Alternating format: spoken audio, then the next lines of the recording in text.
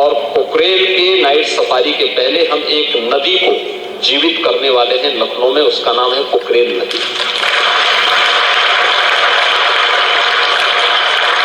कभी पोखरेल नदी थी जो गोमती की सहायक नदी थी, आदि गंगा, गोमती को आदि गंगा भी कहते हैं। पीलीभीत से निकल करके और वाराणसी में ये मां गंगा के साथ इसका मिलन होता है। लेकिन गोमती की सहायक नदी पोखरेल नदी को लोगों ने नाला बना दिया। नाला बना करके उसमें अवैध निर्माण कर दिए, कब्जे हो गए और कब्जा इतना बढ़ा, पिछले 4 दशक में इतना बढ़ गया कि वह स्वयं ही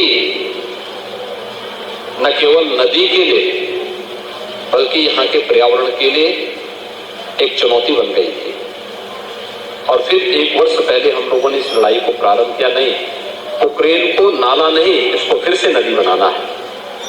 और नदी बनाने के लिए उस लड़ाई को यहां से लेकर के सुप्रीम कोर्ट तक हम लड़े। और मुझे प्रसन्नता है 8000 से अधिक ऐसे जितने इलीगल स्ट्रक्चर थे उन सबको हम लोगों ने उसके पेड़ से अब तक निकाल करके बाहर फेंका है, उसको हटाया है।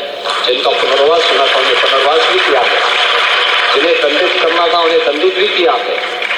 और नदी, आप आश्चर्य करेंगे कि अभी 8000 स्ट्रक्चर हटे हैं, लेकिन इतने स्ट्रक्चर हटने के बाद नदी में पानी के नए स्रोत फूटते हुए दिखाई दे रहे हैं।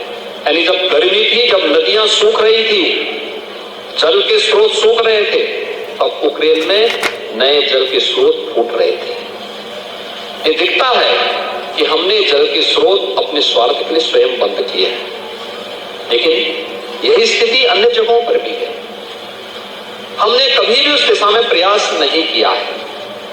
और इको टूरिज्म डेवलपमेंट बोर्ड इस बात के लिए हमें आगाह कर रहा है कि ज्ञानवर्धन के लिए भी, मनोरंजन के लिए भी हम अपनी प्रकृति के इस उपहार का उपयोग करें, लेकिन इसके साथ साथ आने वाली पीढ़ी को एक लंबे समय तक ये उपहार इसी रूप में, मनोरंजन और ज्ञानवर्धन के रूप में प्राप्त होता रहे। इसलिए इसके संरक्षण की जिम्मेदारी भी हमारे ऊपर होनी चाहिए, हर पीढ़ी को अपने ऊपर लेनी पड़ेगी।